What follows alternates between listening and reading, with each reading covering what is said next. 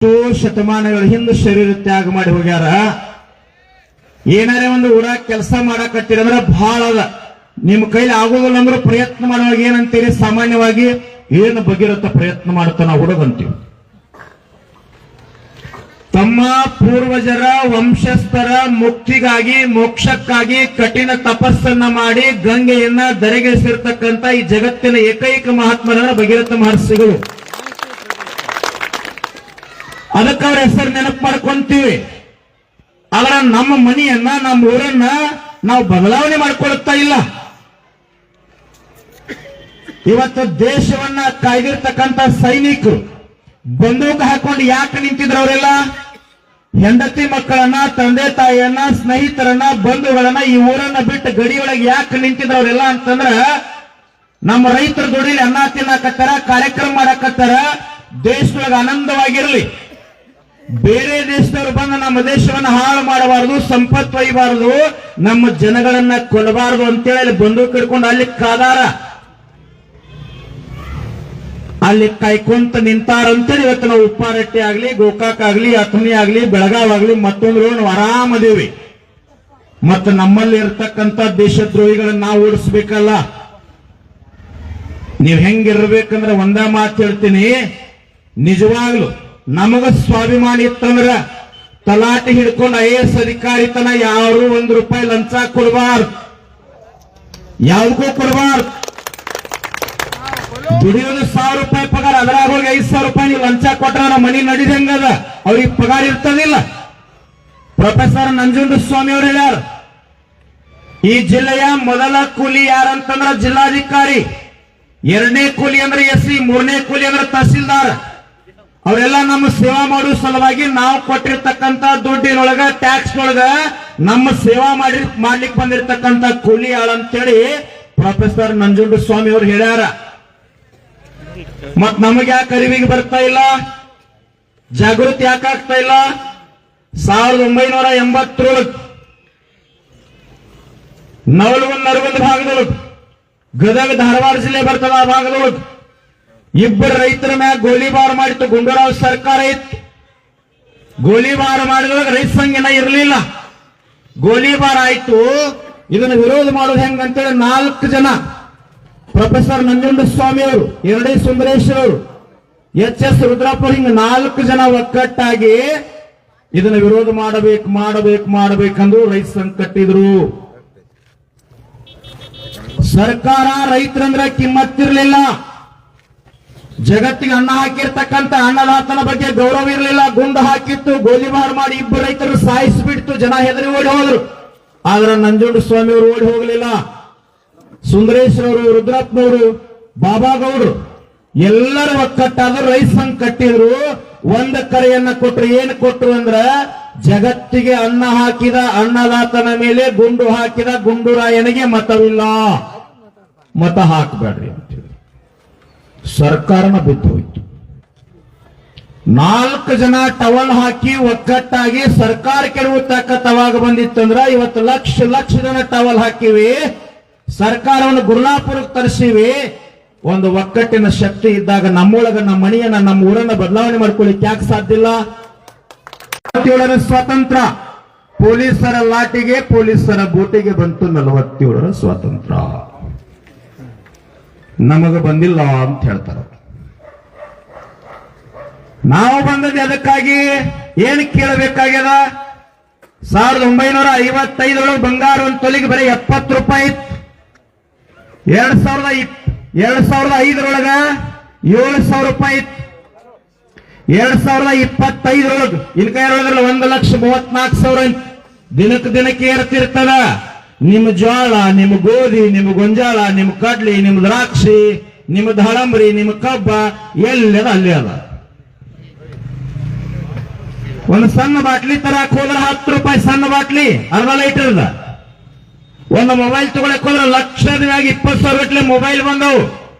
College ಹೋಗು ಹುಡುಕ್ ಕೇಳ್ತದ mobile ಕೊಡ್ಸು ಅಂತೇಳಿ. 10,000 ಕೊಟ್ರೆ ಮುಟ್ಟಂಗಿಲ್ಲ ಹೊಸ ಸರಿಗೆ ಯಾರು, ಹೌದಲ್ರಿ? ಹಾ, ಇವಳಲ್ತಮ್ಮ 1,20,000 ಹೇಳಕತ್ತಿನ ನೀನ 7ರಾಗ ಅದಿ, KPR ಕಾಣ್ತೈತಿ ನಿಂದು.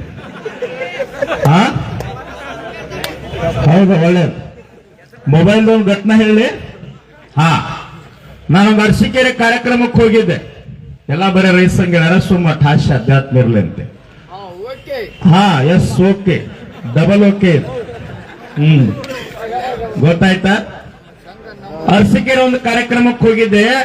ನಮ್ಮ ಭಕ್ತ ಸೋಮ ಅಂತೇಳಿ, ಎಲ್ಲರ ಕೈಯ ಮೊಬೈಲ್ ಅದಾವ. ಮೊಬೈಲ್ ಇದ್ದ ಕೈನ ಇಲ್ಲೀಗ. ಅವು ಏನ್ ಮಾತಾಡಿದ್ರು ಮೊಬೈಲ್ ಭಾಷೆಯೊಳಗ, ಮೊಬೈಲ್ ಸಂಸ್ಕೃತಿ ಒಳಗೆ ಮಾತನಾಡ್ತಾ ಇದ್ದ.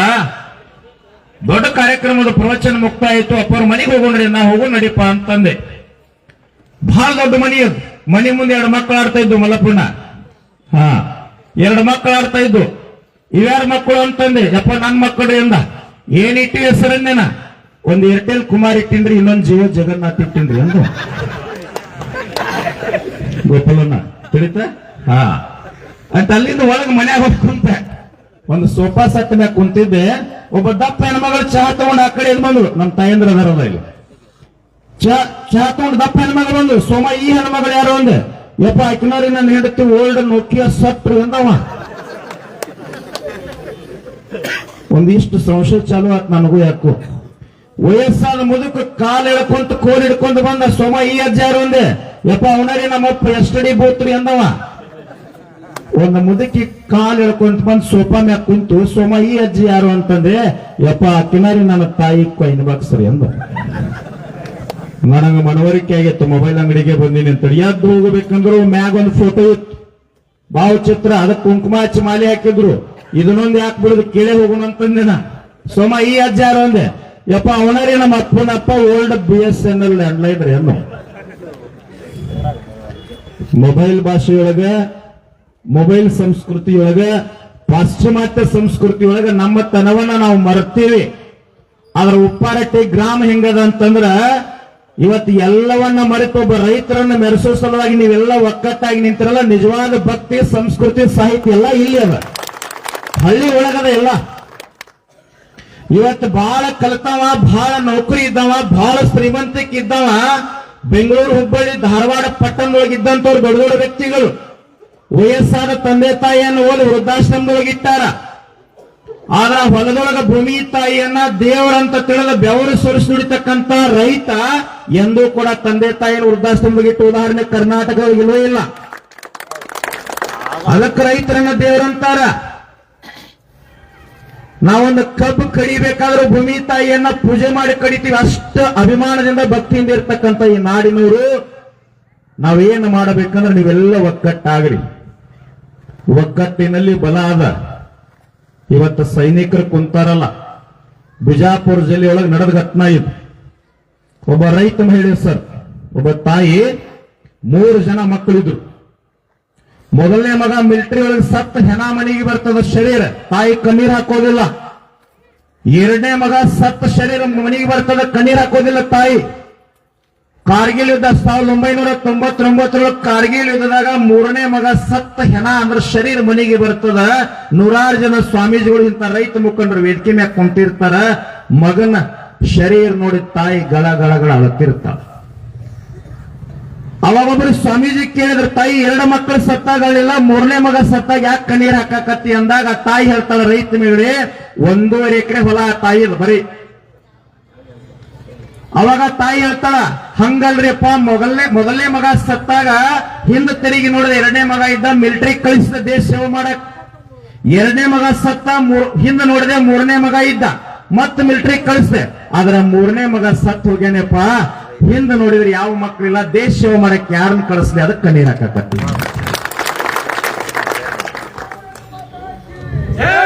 ಭವ್ಯ ಭಾರತಕ್ಕಾಗಿ ಈ ನಾಡನ್ನ ಕಟ್ಟುವ ಸಲುವಾಗಿ ಸೈನಿಕರು ಬಂದಾರ. ನಾವು ತಂದೆ ತಾಯಿಯನ್ನ ಮೊದಲ ದೇವರಂತ ಪೂಜೆ ಮಾಡಬೇಕಾಗ್ಯದ. ಯಾರ್ಯಾರನೋ ಪೂಜೆ ಮಾಡಕತ್ತೀವಿ ನಾವೆಲ್ಲ. ಎಲ್ಲೋ ಟಿವಿಯಾಗ ಬರೋವನ, ಜಾಮೀನ್ ತಗೊಳವನ, ಕಾಲ ಅಳಗಾಡಿಸಿ ಗದ್ಲಾ ಮಾಡಿರ್ತಾನ, ಅವ್ರನ್ನ ಟಿವಿಯಾಗ ಬರ್ತಾರಲ್ಲ ಬಹಳ ಮಂದಿ. 3 ದಿನಕ್ಕೆ ಜಾಮೀನು ಸಿಗ್ತೈತಿ, 4 ದಿನಕ್ಕೆ ಸಿಗ್ತೈತಿ ತೋರಿಸ್ತಿರ್ತಾರ, ನೋಡ್ಬೇಕು. ಅವ್ನಿಗೆ ಎಂದು ಸಿಗ್ತೈತಿ ಗೊತ್ತೇ ಇರಂಗಿಲ್ಲ. ಇವ್ರ ತಂದೆ ತಾಯಿ ಫೋಟೋ ಇರಂಗಿಲ್ಲ ಮೊಬೈಲ್ದಾಗ, ಅವ್ರದೋ ಇರ್ತಾವ. ಹೆಂಗ್ರಿ ಜನ್ಮ ಕೊಟ್ಟು 9 ತಿಂಗಳ ಹರಕಲ್ ಗುಡಿಸಲೊಳಗೆ ಕುಂತ ನಮ್ಮೆಲ್ಲರಿಗೆ ಏಳಿಗೆಯನ್ನು ಬಯಸಿರ್ತಕ್ಕಂಥ ನಿಜವಾದ ಛತ್ತೀಸ್ಗಢ ದೇವತೆ ಸ್ವರೂಪ ತಾಯಿ ಫೋಟೋ ಹಾಕೊಂಡು ನಾವು ತಿರುಗಾಡಬೇಕಾಗ್ಯದ. ಎಲ್ಲಿ ಹೊಂಟದ ಸಂಸ್ಕೃತಿ, ಎಲ್ಲಿ ಹೊಂಟದ ನಮ್ಮ ಪರಂಪರೆ? ಒಂದ್ ಹೇಳ್ತೀನಿ, 1000 ವರ್ಷ ಆದ್ರೂ ಸ್ವಾಮಿಗಳಿಗೆ ಸಾವು ತಪ್ಪಿಲ್ಲ. ಭುವನೇಶ್ವರ ಅಜ್ಜ ಅಂತ ಹೇಳಿ ಒಬ್ಬಿದ್ದ 774 ವರ್ಷ ಬದುಕಿದ್ದವ. ಶಿಶುನಾಳ ಶರೀಫ್ ಸಾಹೇಬರು ಹೋದ್ರಂತ ಅವ್ರ ಹತ್ತಿಕ್ಕ ಏನ್ ಹಿಡ್ಕೊಂಡು ಕೂತೀವ ಜೀವ ಆದ್ರಿಂದ ಏನ್ ಲಾಭ ಐತಿ ಬಿಡಂದ್ರಂತ. 774 ವರ್ಷ ಬದುಕಿದ್ದ ಪಾಂಡವನ್ನ ಎದಕ್ಕೆ ಹಿಡ್ಕೊಂಡು ಕೂತೀವ ಬಿಡಂದ ಹೋಗ್ತೀನಿ ಅಪ್ಪ ಅಂದತ್. ಅವಾಗ ಏನಾಯ್ತು ಹಿಡ್ಕೊಂಡು ಕುಂಡ್ರಾಕ ಸೋರಿ ಹೋಗೋ ಶರೀರ ಇದು. ಅದಕ್ಕ ಬಾಳ ಹೆಂಗ್ ಮಾತಾಡೋದು ಬೇಡ, ಸಮಯ ಬಹಳ ಆಗ್ಯದ. ಒಂದ್ ಹೇಳ್ತೀನಿ, ತಾವೆಲ್ಲ ಒಕ್ಕಟ್ಟಾದ್ರಿ ಅಂದ್ರ ಧರ್ಮ, ಜಾತಿ, ಮತ, ಪಂಥ, ಪಕ್ಷ ಇದೆಲ್ಲವನ್ನ ದೂರ ಸರಿಸಿ ಒಕ್ಕಟ್ಟಾದೀವಿ ಅಂತಂದ್ರ ಈ ನಾಡಿನ ರೈತರ ಕಣ್ಣೀರನ್ನ ಒರೆಸಬಹುದು. ಗುರ್ಲಾಪುರಗಳು ಏನಾಗಿತ್ತು ಅಂತಂದ್ರೆ ಒಂದು ಸಾಮಾನ್ಯ ಮಾತು ಹೇಳ್ತೀನಿ, ರೈತ ಹೋರಾಟ ಆಗಿರ್ಲಿಲ್ಲ, ಅದು ರೈತ ಸಂಘದ ಹೋರಾಟ ಆಗಿರ್ಲಿಲ್ಲ. ಬೀದರದಿಂದ ಚಾಮರಾಜನಗರ ಮಠ ಪ್ರತಿಯೊಬ್ಬ ವ್ಯಕ್ತಿಯ ಹೋರಾಟ ಆಗಿತ್ತು, ಪ್ರತಿಯೊಬ್ಬ ಅನ್ನದಾತನ ಹೋರಾಟ ಆಗಿತ್ತು. ಧರ್ಮಾತೀತವಾಗಿ ಎಲ್ಲಿಂದ ರೊಟ್ಟಿ ಲಕ್ಷಗಟ್ಟಲೆ ರೊಟ್ಟಿ ತಂದು ಕೊಟ್ರು. ನಿಮಗೆ ಇನ್ನೊಂದು ಇತಿಹಾಸ ಹೇಳ್ತೀನಿ, ಮಠದಿಂದ ಹೊರಗೆ ದಾಸೋಹ ಬರ್ತದ.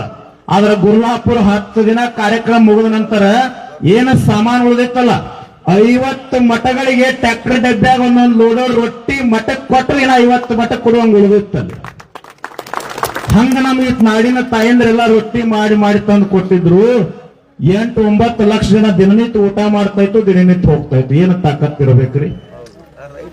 ರೈತ ಒಕ್ಕಟ್ಟಾದಂದ್ರ ಎಂದೂ ಕೂಡ ಕಡಿಮೆ ಆಗೋದಿಲ್ಲ. ತಾಯಂದ್ರ ಹಳ್ಳಿ 10 ರೊಟ್ಟಿ ಕೊಡ್ರಿ ಅಂತ ಡಂಗ್ರ ಹೊಡಿಸಿದ್ರ 10 ಕೊಟ್ಟಿಲ್ಲ, 100 ರೊಟ್ಟಿ ಮಾಡಿ ಕೊಟ್ಟಾರ. ನಮ್ಮ ಸಲುವಾಗಿ ಅಲ್ಲಿ ರೈತ ಹೋರಾಟಗಾರ ಬೀದ್ಯಾಕ್ ಕುಂತಾರ, ಮಳ್ಯಾಕ್ ಕುಂತಾರ, ಚಳ್ಯಾಕ್ ಕುಂತಾರ. ಅವ್ರಿಗೆ ತೊಂದರೆ ಆಗಬಾರ್ದು ಅಂತ ಹೇಳಿ ಹಳ್ಳಿಯಾಗ ತಮ್ಮಂತವ್ರೆಲ್ಲ ಕೆಲಸ ಮಾಡಿ ಬಂದಿರತಕ್ಕಂಥ ರೊಕ್ಕವನ್ನ ಯುವಕರು ಸ್ಕಾಲರ್ಶಿಪ್ ಬಂದಿರತಕ್ಕಂಥ PN ಹುಡುಗರು ತಂದು ಕೊಟ್ಟಾರಂದ್ರೆ ಅಲ್ಲಿ ಎಷ್ಟು ಭಾವನಾ ಬಂದಿರ್ಬೇಕು ನೋಡ್ರಿ, ವಿಚಾರ ಮಾಡ್ರಿ. ಬೆಳಗಾವಿಗೆ ಕರ್ನಾಟಕ ರಾಜ್ಯೋತ್ಸವ ಸಲುವಾಗಿ ನಾಡಿನ ಎಲ್ಲಾ ಯುವಕರು ಬೆಳಗಾವಿ ಜಿಲ್ಲೆಯೊಳಗೆ PUC ಡಿಗ್ರಿ ಕಾಲೇಜ್ ಯುವಕರೆಲ್ಲ DJ ಹಚ್ಚಿ ಕುಣಿಲಿಕ್ಕೆ ವರ್ಷ ಹೋಗ್ತಾ ಇದ್ರು. ಆದ್ರೆ ನವೆಂಬರ್ 1ಕ್ಕೆ ಎಲ್ಲಿ ಇತ್ತಂದ್ರೆ ಯುವಕರ ಸಂಖ್ಯೆ ಗುರ್ಲಾಪುರ ಕ್ಲಾಸ್ದೊಳಗೆ ರೈತರೆಲ್ಲ ಕೂಡಿ ರೈತ ರಾಜ್ಯೋತ್ಸವ ಮಾಡಕತ್ತಾರ, ಇಲ್ಲೇ ಬರೋಣ ಅಂತೇಳಿ ಬೆಳಗಾಂ ಬಿಟ್ಟು ಗುರ್ಲಾಪುರಕ್ಕೆ ಬಂದಿದ್ರಲ್ಲ. ಇದು ನಿಜವಾದ ಅನ್ನದಾತನ ತಾಕತ್ತಿದು. ಕೊನೆಯದಾಗಿ ಒಂದು ಮಾತದು, ಜೈ ನಮ್ಮ ಮಂದಿ ಬತ್ ನೋಡ್ರಿ ಇರ್ಲಿ. ನಮ್ಮ ಅಧ್ಯಕ್ಷ ಹೇಳಿದ್ರಲ್ಲ ಎಲ್ಲ ಹೋರಾಟ ಮಾಡೋಣ ಅಂತ ಹೇಳಿ.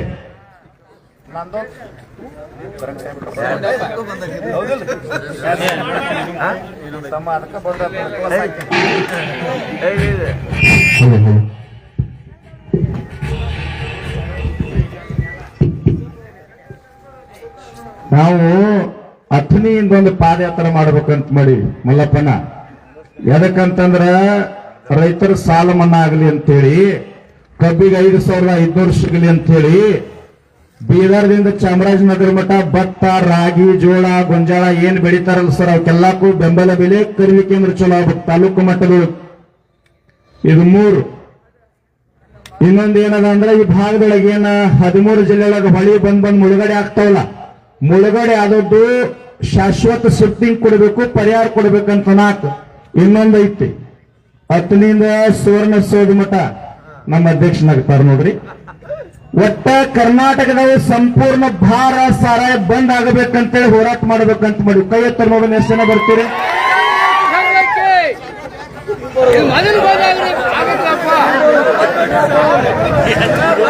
ಮರ್ಲಿಯವ್ರ ಎಲ್ಲ ನಮ್ಮ ಮಂದಿ ಐತ್ರಿ, ಎಲ್ಲ ಸ್ವಚ್ಛದ ಮಂದೇನಾಯ್ತು. ಉಪ್ಪಾರಟ್ಟಿ ಜಯ ಆಗ್ಲಿ. ನಾ ಮೊದಲ ಹೇಳಿಲ್ಲ, ಭಗೀರಥ ಮಹರ್ಷಿಗಳ ಚಿಂತನೆ ಇಟ್ಕೊಂಡಿರ್ತಕ್ಕಂಥ ಊರೈತಿ. ನಿಮ್ಮಂಗ ಹಳ್ಳ್ಯಾಗ ಸಂಪೂರ್ಣ ಭಾರ ಸಾರಾಯ ಬಂದ್ ಆತಂದ್ರ ನಿಜವಾಗ್ಲೂ ದೇಶ ಕಟ್ಟಬಹುದು. 60 ರೂಪಾಯಿ ನೈಟಿ ಕಿಮ್ಮತ್ ಐತ್ರಿ. 1 ಲೀಟರ್ ಹಾಲಿಂದ 40 ರೂಪಾಯಿ ಐತ್ರಿ. ಅಜ್ಜ ಬಾಟ್ಲಿ ಸರಿ ಕುಡಿಯೋದು ಗ್ಲಾಸ್ನಾಗ ಇಟ್ಟು ಮಾರ್ತಾರ. ನೀ ಹಾಲು ಹಿಂಡ್ಕೊಂಡು ತಂಬಿಗೆ ಹೋಗ್ರು ನಮ್ಮ ಮನೆ ತಗೋ 40 ರೂಪಾಯಿ ಐತ್ರಿ. ಏನ್ ಅದಕ್ಕ ನಮ್ಮ ಅಧ್ಯಕ್ಷ ಕೇಳಾರಿ ಸರಿ 1 ಲೀಟರ್ ಹಾಲಿಗೆ 100 ರೂಪಾಯಿ ಕೊಡಂತ ಕೇಳ್ಯಾರ. ಜೋರ ಚಪ್ಪ ಹೊಡಿದ ಅವ್ರಿಗೆ ನಿಮ್ ಸಲುವಾಗಿ ಕೇಳ್ಯಾರ. ನೋಡು ಎಮ್ಮಿಗೆ ಮುಂಜಾನೆ 2 ಕೆಜಿ ಗೊಂಜಾಳ ಹಾಕ್ಬೇಕಾದ್ರೆ 35 70 ರೂಪಾಯಿ ಮತ್ ಮೇವು ತಂದೊಂದು ಪಗಾರ ತೆಗೆದಾರ 4 ಲೀಟರ್ ಹಾಲಿನ ಮತ್ತೆ ವಾಪಸ್ ನಾವು ರೊಕ್ಕ ಕೊಡ್ಬೇಕಾಗ್ತದೆ. ಏನ್ ಉಳಿತದ ರೀ? ಹಾ ಹೌದು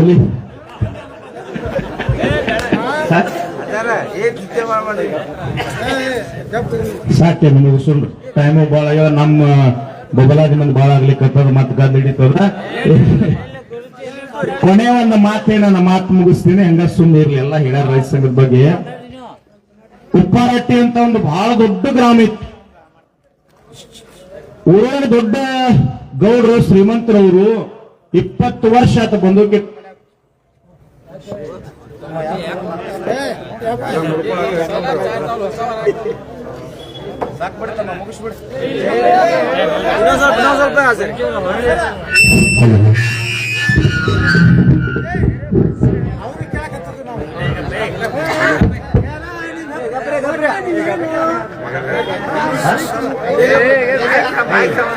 ಮೈಕ್ ಯಾಕೆ ಬಂದಾಗ ಕೇಳಕತ್ತಾರ ತಮ್ಮವ್ರು, ನನ್ನಲ್ಲ.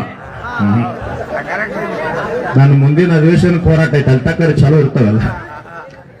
ಏನಾಗಿ ಏನ್ ಬಿಡ್ರಿ ನೀವಪ್ಪ ನೀರ್ ಬಿಡ್ರಿ, ಅವ್ರೆಲ್ಲ ಇರೋದೆ 9 ಮುಂದೆ ಅವ್ರದ ಸಂಖ್ಯೆ ಹೆಚ್ಚಿರ್ತದ. ನಾವು ಸುಮ್ಮನೆ ಇರ್ಬೇಕು. ಹಾ 9 ಒಳಗೆ ನಮ್ಮದು ಏನಿದ್ರು ಆಟ. ಬಹಳ ದೊಡ್ಡ ಊರು ಇದು.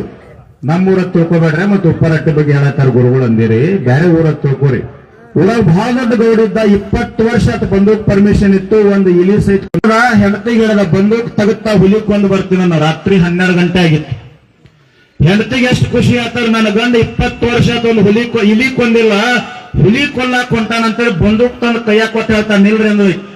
ಒಳಗೆ ಹೋಗಿ ಆರತಿ ತಂದು ಕುಂಕುಮ ತಂದು ಸಿಂಧೂರ್ ಹಚ್ಚಿದ್ರು. ಕೊಂದು ಬಾರಿ ಹುಲಿ ಫಸ್ಟ್ ಕ್ಲಾಸ್ ಅಡಿಗೆ ಮಾಡ್ತೀನಿ, ಮೃಷ್ಟಾನ್ನ ಅಡಿಗೆ ಮಾಡ್ತೀನಿ, ಊಟ ಮಾಡೋಣ್ರಿ ಅಂದ್ರು. ತಾಯಿ ಒಂದು 2 ತಾಸು ಅಡಿಗೆ ಮನೆಯಾಗ ಹೋಗಿ ಎಲ್ಲಾ ಮೃಷ್ಟಾನ್ನ ಅಡಿಗೆ ಮಾಡಿ ಗಂಡ ಹುಲಿ ಕೊಂದು ಬರಕತ್ತಿರ್ಬೇಕು. ದಾರಿ ಕಾಯಿನಂತೇಳಿ ದ್ವಾರ ಬಾಗಲ್ದಾಗ ಬಂದ್ರು. ಬಹಳ ದೊಡ್ಡ ಮನಿ ಅದು. ಅಡಿಗೆ ಮನೆಯಿಂದ ದ್ವಾರ ಬಾಗಲ್ದೊಳಗೆ ಬರೋದ್ರೊಳಗ ಬಂದೂಕ್ ಹಾಕೊಂಡು ಹಂಗ ನಿಂತಿದ್ವು. ಅವಾಗ ಹೆಂಡತಂದ್ರು, ಯಾಕ್ರಿ ಹುಲಿ ಕೊಲ್ಲಾಕ್ ಹೋಗಿಲ್ಲ ಅಂದ್ರಿ ಅಂದ್ರು. ಅವಂದ, ಹುಲಿ ಕೊಲ್ಲಾಕೇನೋ ಧೈರ್ಯದಿಂದ ಹೊಂಟಿದ್ದೆ, ಆದ್ರೆ ಎದರ ಮನೆ ನಾಯಿ ನನ್ನ ಚಕ್ರಿಸ್ ನೋಡಕತ್ತೈತಿ ಅಂದ. ಯಾರು ಹುಲಿ ಇದ್ರಾಗ? ಸ್ವಾಮಿ ವಿವೇಕಾನಂದರನ್ನ, ಭಗತ್ ಸಿಂಗ್ರನ್ನ, ಸಂಗೊಳ್ಳಿ ರಾಯಣ್ಣನನ್ನ, ಬಸವಣ್ಣನನ್ನ, ಚೆನ್ನಮ್ಮನನ್ನ, ಅಗ್ನಿಶೋಗಳನ್ನ, ಮುಗುಳ್ಕೋಡಿ ಯಲ್ಲಾಲಿಂಗರನ್ನ, ಹುಬ್ಬಳ್ಳಿ ಸಿದ್ದಾರೂಢರನ್ನ, ಭಗೀರಥ ಮಹರ್ಷಿಗಳನ್ನ ಕೊಟ್ಟಿರ್ತಕ್ಕಂಥ ನಾಡ ನಮ್ಮದೈತಿ. ಏನು ಕಟ್ಟಬೇಕಾಗೈತಿ? ನಿಜವಾದ ಸಾಮ್ರಾಜ್ಯ ಏನು ಕಟ್ಟಬೇಕಾಗೈತೆ? ಹೃದಯ ವೈಶಾಲ್ಯತೆಯೊಳಗೆ ಸ್ವತಂತ್ರತೆ ಬೇಕಾಗ್ಯದ, ದಿಟ್ಟತನ ಬೇಕಾಗ್ಯದ. ನಿಮ್ಮಲ್ಲಿ ಗಟ್ಟಿ ಆದ್ರ ನಿಮ್ಮ ಮಕ್ಕಳು ಶಿಕ್ಷಣ ಸರಿಯಾಗಿ ಕಲಿತರು ಅಂತಂದ್ರ ನಾವು ವಯಸ್ಸಾದ ನಂತರ ವೃದ್ಧಾಶ್ರಮಗಳು ನಿಂದಿರುವಂತ ಪರಿಶ್ರಮ ಬರುವುದಿಲ್ಲ. ಮಕ್ಕಳು ಅಂತ ಚಿಂತನೆ ಬೆಳೆಸ್ರಿ. ಸಂಗೊಳ್ಳಿ ರಾಯಣ್ಣನಂಗ ತಯಾರು ಮಾಡ್ರಿ. ಭಗೀರಥ ಮಹರ್ಷಿ ಅಂತ ಗಟ್ಟಿತನ ಕೊಡ್ರಿ. ಈಗೆಲ್ಲ ನಮ್ಮ ಮಿಲಿಟರಿ ಅವರು ಅದಾರ, 60 ವರ್ಷ ಆಯ್ತು ಅಂದ್ರೆ ಅವ್ರು ರಿಟೈರ್ಡ್ ಆದ್ರೆ ಅವ್ರಿಗೆಲ್ಲ ಪೆನ್ಷನ್ ಇರ್ತದ, ಅದ ಇಲ್ರಿ ಸರ? ಹಾ, ಮತ್ ನೀವೆಲ್ಲ ರೈತರು 60 ವರ್ಷ ಆಯ್ತು ಅಂತಂದ್ರ ನಿಮಗೂ ಪೆನ್ಷನ್ ಬೇಕಲ್ಲ. ಜಗತ್ತಿಗೆ ದುಡ್ಡು ಅನ್ನ ಹಾಕಿರಿ. ಮೊನ್ನೆ ನಮ್ಮ ಅಧ್ಯಕ್ಷರು ಕೇಳ್ಯಾರ, ಏನ್ ಕೇಳ್ಯಾರ ಸಿದ್ದರಾಮಯ್ಯ ಗೊತ್ತಾ? 60 ವರ್ಷ ಆಗಿರ್ತಕ್ಕಂಥ ರೈತ ಗಂಡ ಹೆಂಡತಿ ಕುಟುಂಬಕ್ಕೆ ತಿಂಗಳ 10,000 ರೂಪಾಯಿ ಪೆನ್ಷನ್ ಕೊಡ್ಬೇಕಂತ ಕೇಳ್ಯಾರ. ತಮ್ಮ 10,000 ಕೇಳಿವಿ, ಮುಂದಿನ ಅಧಿವೇಶನ ಬರ್ತೈತಿ ಶಾಂತಿ. ಹಾ, ಏನಾಗ್ಯದಪ್ಪ ಅಂದ್ರೆ ನಿಮಗೂ ವಯಸ್ಸಾಕೈತಿ, ಕಾಟ ಮ್ಯಾಗ ಮಣ್ಕೋತೀರಿ, ಕೈಕಾಲು ಹೋಗ್ತಾವು. ಅವಾಗ ಮಕ್ಕಳು ಏನ್ ಮಾಡ್ತಾವು, 1ನೇ ತಾರೀಕು 10,000 ಬರ್ತೈತೆ ಅಂದ ಕೂಡ ಕಾಲು ಓದ್ತಾರ, ಹೊಸ ಅರಿವು ತರ್ತಾರು, ಬೇಸನ ಒಂದೇನು ಕೊಡ್ತಾರು. ರೊಕ್ಕಿಲ್ಲ ಅಂದ್ರೆ ಕಬ್ಬಿನ ಬಿಲ್ ಬರ್ಲಿ ತಡಿ ಕೊಡ್ತಾನಂತಾರ. ಹಂಗಿರಂಗಿಲ್ಲ, ಸೈನಿಂದ ಮಾಡಿದಾಗ 10,000 ಬರ್ತಿರ್ತೈತಿ, ಎಲ್ಲ ವ್ಯವಸ್ಥೆ ಮಾಡ್ತಾರ. ಹಂಗೆಲ್ಲ ಆಗ್ಲಿ. ನಮ್ಮ ರೈತ ತಂದೆ ತಾಯಿಗಳು ಕಣ್ಣೀರ್ ಹಾಕ್ಬಾರ್ದು. ತಂದೆ ತಾಯಿ ಸೇವಾ ಮಾಡ್ರಿ, ಅವಾಗ ನಿಜವಾಗ್ಲೂ ಸ್ವರ್ಗ ಮನಿಯೊಳಗ ಇರ್ತೈತಿ. ತಂದೆ ತಾಯಿ ಪಾದ, ಗುರುವಿನ ಪಾದೊಳಗೆ ನಿಜವಾದ ಸ್ವರ್ಗ ಇರ್ತೈತಿ. ಆ ಸೇವಾ ಮಾಡ್ರಿ. ನಾವು ನೀವೆಲ್ಲ ಒಕ್ಕಟ್ಟಾಗಿ ನಮ್ಮ ಮನಿ ಬಾಜು ಎಡಕ ಬಲಕ ಎಲ್ಲಿ ಕಷ್ಟ ಐತಲ್ಲ ಅಲ್ಲೇ ಒಂದಿಷ್ಟು ದಾನ ಮಾಡಿಸಿ, ಅಲ್ಲೇ ಒಂದಿಷ್ಟು ಪ್ರಸಾದ ಮಾಡಿಸಿ, ಜನರ ಕಣ್ಣೀರು ಒರೆಸ್ಕೊತಿದ್ದಂತ ಬದುಕನ್ನ ಕೋವಿಡ್ ಒಳಗೂ ಸಹಿತ ನಮಗ ನಿಮಗ ಏನೂ ಆಗ್ಲಾರ್ದ ನಾವು ನೀವು ಜೀವಂತ ಅದೀವಂದ್ರ ನಾವೆಲ್ಲ ಗಟ್ಟಿ ಕಾಳದೀವಿ. ಭಗವಂತ ಎದಕ್ ಕುಡಿಸ್ಯಾನ? ಭಗವಂತ? ಹಾ, ನೋಡಲ್ಲಿ ಡಬಲ್ ಒಳದವ್ರು ಹೇಳಾಕತ್ತಾರ. ಅದಕ್ಕೆಲ್ಲಾರು ಒಳ್ಳೇದು ಮಾಡೋನು. ಈ ಗತ್ತರಿಗ್ಯಾಗ ಭಾಗ್ಯವಂತಿ ದೇವಸ್ಥಾನದಲ್ಲಿ ಒಂದು ಚೀಟಿ ಬರೆದು ಹಾಕಿದ್ರು ತಾಯಿ 50 ರೂಪಾಯಿ ನೋಟಿನ ಮ್ಯಾಗ ಏನು ಬರೆದ್ರು ಗೊತ್ತರು ತಾಯಿಂದ್ರ ಬಹಳ ಜನ ಅದೀರಿ ಮುಂದಿನ ಅಮಾಸಿಗೆ ಬರೋದ್ರೊಳಗ 50 ರೂಪಾಯಿ ನೋಟ್ ಇದ್ರೆ 5,000 ಹಾಕ್ತೀನಿ ಅದರ ಮುಂದಿನ ಅಮಾಸಿಗೆ ಬರೋದ್ರೊಳಗ ನಮ್ಮ ಮತ್ತೆ ಸಾಯುವಂಗ ಆಶೀರ್ವಾದ ಮಾಡು ಇಲ್ಲ ನಡೆದಗತ್ನ ರೈದನ್ ಸುಳ್ಳು ಟಿವ್ಯಾಗ ಬಂದವ ಇದ ಭಗವಂತ ಆಯುಷ್ಯ ಕೊಟ್ಟಾನ ಕೋವಿಡ್ ಒಳಗೂ ಏನಾಗ್ಲಾರ್ದ ನಿಮ್ಮನ್ನ ಎಲ್ಲಾರು ಜೀವಂತ ಇಟ್ಟಾನಂದ್ರ ಹುಬ್ಬಳ್ಳಿ ಸಿದ್ಧಾರೂಢರು ಇಂಚಗೇರಿ ಮಾಧವಾನಂದರ ಆಶೀರ್ವಾದದಿಂದ ನಾವು ನೀವು ಗಟ್ಟಿರಿ ಇರುತನ ಶರೀರ ಗಟ್ಟಿ ಇರುತನ ಜನತಾ ರೈತರು ಸೈನಿಕರದು ಸಂತರ ಸೇವಾ ಮಾಡಿ ಜೀವನ ಮುಕ್ತ ಮಾಡ್ಕೊಳ್ಳೋಣ ಅಂತ ಹೇಳಿ ನನ್ನೆರಡು ಮಾತುಗಳನ್ನು ತಮ್ಮೆಲ್ಲರ ಪಾದಕಾರ್ಪಣೆ ಮಾಡಿ ಎಲ್ಲರಿಗೂ ಧನ್ಯವಾದ. ಕೈ ಎತ್ತು ಮಾಡ್ರಿ ಮುಟ್ಟಿಗೆ ಕೈ ಮುಟ್ಟಿಗೆ ಮಾಡ್ರಿ ಎಲ್ಲರೂ ಮಾಡ್ರಿ. ಕರ್ನಾಟಕ ರಾಜ್ಯ ರೈತ ಸಂಘಕ್ಕೆ ಹಸಿರು ಸೇನೆಗೆ ಉಪ್ಪಾರಟ್ಟಿ ರೈತರಿಗೆ